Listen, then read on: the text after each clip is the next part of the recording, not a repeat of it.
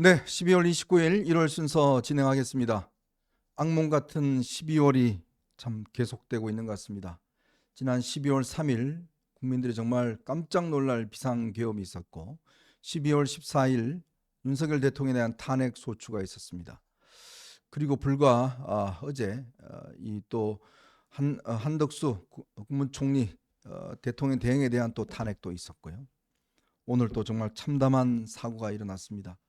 불행이라는 게 계속 이렇게 이어지는가라는 참 참담한 심정인데 방콕을 출발해서 무안으로 오던 제주항공기가 내리는 과정에서 폭파했습니다. 그래서 181명의 탑승자 중에서 현재까지 확인된 것은 단 2명의 생존자밖에 없는 것 같습니다. 지금 3시 18분 현재 124명이 사망한 것으로 일단 확인이 됐고 지금 아마 추가 사망자가 더 있을 것 같습니다. 정말 좀 삼가 고인의 명복을 빌겠습니다. 왜 이렇게 큰 사건들이 계속적으로 일어나는지, 왜 사람의 목숨들이 이렇게 앗아가는지, 특히 이번 같은 경우에 아마 이제 크리스마스 연휴를 끼워서 방콕으로 가족 여행을 갔던 분들이 꽤 많이 있었던 것 같습니다. 참 이런 분들이 왜 이렇게 큰 사고를 당하는지 너무 참 하늘이 원망스러울 따름입니다. 지금 사고 원인들을 지금 찾고 있는데 아마 버드 스트라이크 이 오리가 이 아마 이 항공기에 날개에 끼었다는 이야기도 있고요. 또 지금 이 랜딩 기어가 나오지 않았다는 이야기도 있습니다. 참 너무나 안타까운 사고들이 이렇게 나서 참 너무 가슴이 아픕니다. 또 우리가 이 사회가 또 이렇게 전체적으로 좀 이 올해를 마감하면서 그나마 좀 안정적으로 이렇게 좀 끝나려고 했더니 대통령, 한덕수 대행 총리, 이제 최상목 경제부총리가 이제 대행을 맡은 이제 그런 상황까지 전개가 된 것 같습니다. 참 대한민국이 이 어렵게 성장을 해왔고 많은 어려움 속에서도 정말 세계가 부러워할 그런 나라로 성장을 해왔습니다. 근데 무너지는 것은 이렇게 한꺼번에 무너지는 것이 아닌가라는 그런 느낌을 지울 수가 없습니다. 그래도 우린 또 저력이 있지 않습니까? 그렇죠. 또 이런 지금 뭐 사실 국난이라고 봐야 될 것 같습니다.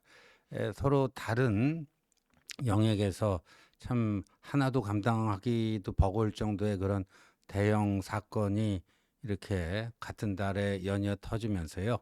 뭐 국민적 충격도 상당하고 민생 경제에 미치는 악영향도 뭐 상당할 것으로 보여지는데 이 또 위기가 그 또 어떤 단결을 촉진해내고 불필요한 그 정쟁을 자제시키고 하는 쪽으로 작용할 수만 있다면은 또 이 위기를 슬기롭게 극복해 나갈 저력은 우리 국민들에게 있다라고 믿습니다. 네, 지금이야말로 정말 우리가 마음적으로나 또 모든 면에서 좀 힘을 합쳐야 되는 그러한 시기인 것 같습니다.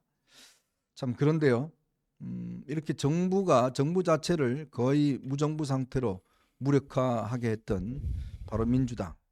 물론 또 이 윤석열 대통령의 황당한 비상계엄 사태가 촉발을 했는데 물론 그 전부터 끊임없이 민주당은 정부를 붕괴시키기 위해서 탄핵을 해왔습니다. 지금까지 29명에 달하는 사람들을 탄핵 소추 발의를 했고요. 그 중에서 올해만 벌써 9명의 이 탄핵 소추를 했습니다. 참 이런 상황에서 정부가 움직이지 못하는 그런 상황까지 갔는데 오늘 최상목 경제부총리가 이 사고를 접하고 처음으로 아마 지시를 내는 게 한 50분 정도 걸렸다고 그래요. 네, 그거는 아마 이제 이 원래 이제 대통령실 같았으면 빨리 대응을 할 수 있었고 또 국무총리실도 나름대로 이거를 대응할 수 있는 시스템이 돼 있는데 그렇죠. 이 기재부 경제부총리실은 그게 없습니다. 네, 자 그러다 보니 최대행에 대한 보좌를 과연 어디서 하는 것인지 우왕좌왕하다가 결국 이제 50분 만에 오늘 최대행에 대한 첫 번째 지시가 있었는데요. 그만큼 이렇게 정부가 무력화되면서 국민적인 어떤 이 피해가 계속 속출하고 있는 것 같습니다. 정말 잘잘못을 떠나서 이렇게 정부를 무력화시키려고 하고 있는 저 민주당. 참 저는 오늘 황당한 게요. 저 사고가 있고 난 직후에 이재명 대표가 페이스북에 올렸다는 그 내용이 네. 참 여러분 아마 다 접하셨겠지만 참 이분은요 정말 좀 이해할 수 없는 멘탈을 갖고 있는 것 같아요. 저게요. 그 내일을 향해 쏴라 부치 앤 썬댄스 저게 뭐 1968년인가요? 뭐 내일을 향해 쏴라라는 네, 영화가 미국 있었죠. 뭐 서부 카우보이들 뭐 등장하는 영화인데 그거를 이제 패러디를 해서 국민을 향해 쏴라 윤앤한 뭐 윤석열 대통령 한덕수 총리 뭐 이렇게 얘기하는 게 아닌가 싶은데요. 이 무한 항공기 참사가 발생한 시각이 9시 조금 넘어서 네. 9시 3분으로 네. 그 기록이 나왔는데 이재명이 저 글을 올린 거는요. 네. 1시간이 지난 10시 8분이더라고요. 그래요. 예. 정말 그러면 1시간 5분이면은요. 이미 다 속보를 다 국민들이 알 예, 때입니다. 속보로 다 뜨고 뭐 했을 텐데 그리고 이재명이 혼자서 뭐 딴짓하고 있었다 할지라도 주변에 있는 여러 그 참모진 뭐 등등 해갖고 대표님 지금 큰일 났습니다. 대형 참사가 발생했습니다. 당장 뭐 그렇게 긴급 뭐 보고를 했을 것으로 보여지는데 네. 사고 발생 1시간 5분 후에 어떻게 저런 정쟁용 글을 참 올릴 수 있는지 네. 저 멘탈이라는 게 도대체 뭔지 엊그저께 한덕수 권한대행 그 탄핵 표결을 앞두고 묘한 회심의 미소를 짓던 장면이 다시 또 상기가 됩니다. 자, 그래서요.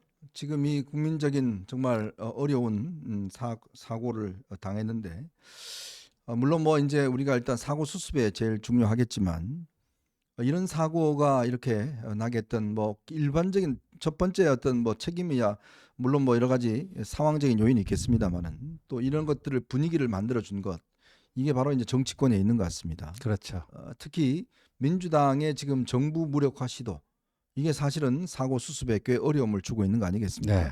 요 문제 한번 지켜보고요. 그리고 지금 한동훈 전 대표가 국민의힘을 그만 떠난 다음에 국민의힘은 급속히 극우화되고 있는 것 같습니다. 이제는요. 아예 자통당에 가서 큰절까지 하는 참 이런 사태가 벌어졌습니다.